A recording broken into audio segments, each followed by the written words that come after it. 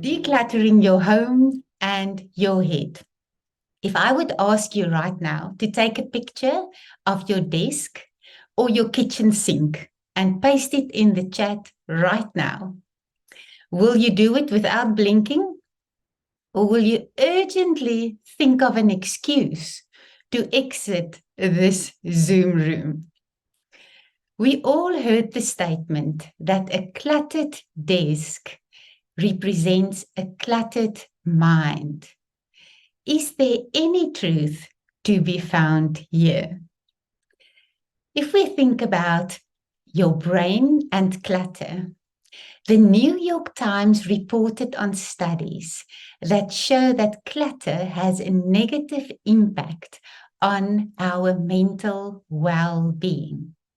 Some of us may find that cluttered spaces, that means visual evidence of disorganization, can overload your cognitive resource and inhibit your focus and your memory.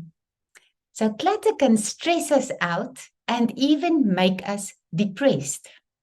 One study found that higher levels of the stress hormone cortisol is in the bodies of people whose houses are cluttered. A Manhattan-based psychotherapist, Dana Dorfman, says that it turns out there's plenty of science behind this sentiment about cluttering. She says our brains can process information more clearly and effectively in an organized space. So human beings like to feel in control of themselves and of their surroundings.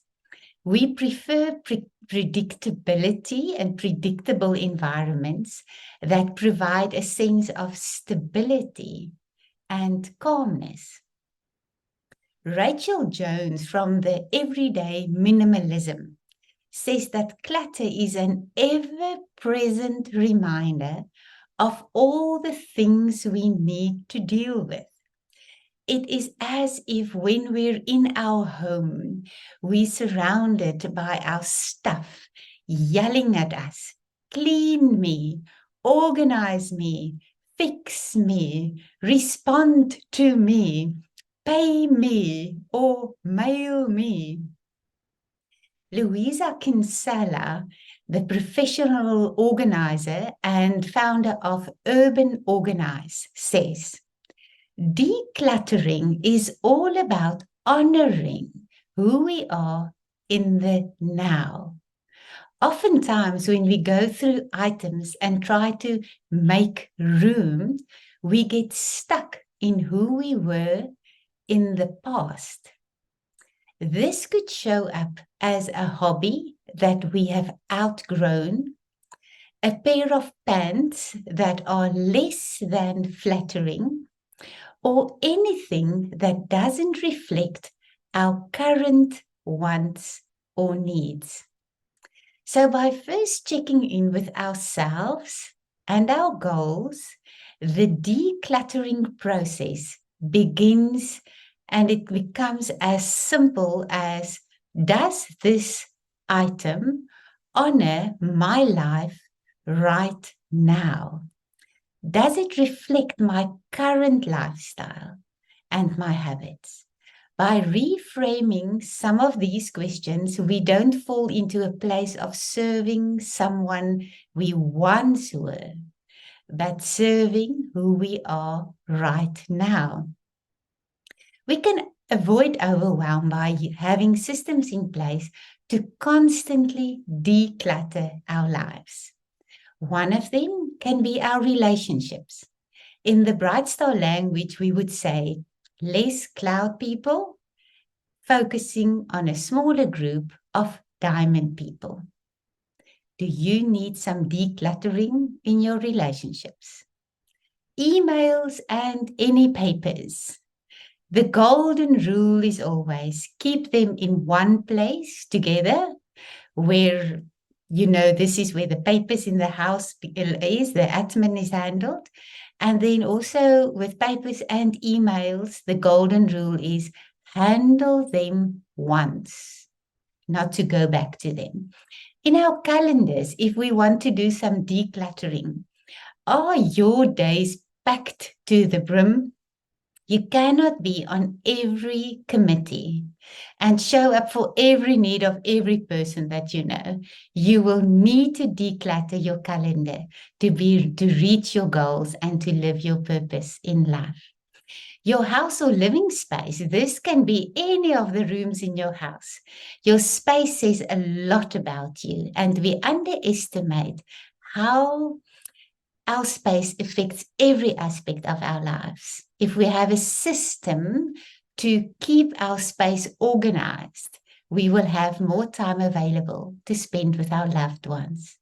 What would the system be? A system would be a method that serves our mindset and our habits. Have you thought about how much time you use to frequently clean up the mess versus a system that will help you to keep your space organized? One example can be when you bring anything new into the house, you need to let something else go. Years ago, I heard the statement that you cannot really focus on your dreams when you have unpacked the boxes in your garage or wherever you would store them. Most people agree that those unpacked items eventually becomes a burden that occupies space in their heads. Have you experienced that every time we spring clean our houses, our minds also feel lighter?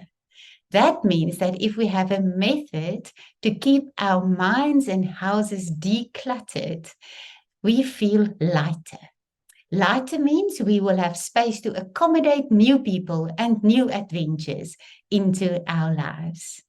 So, a lot of people clutter their homes because they moved from a bigger space to a smaller space and they still try to keep everything.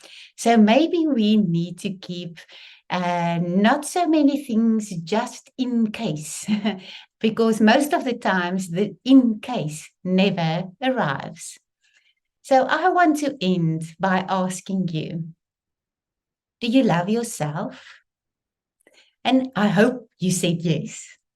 If you answered yes, I want to ask you, do you love your future self? If your answer is yes, I want to ask, why do you leave all the dishes for your future self to handle later? Why do you leave the hundreds of emails and stacks of paper for him or her to deal with it later? Do your future self a favor and start decluttering right this minute.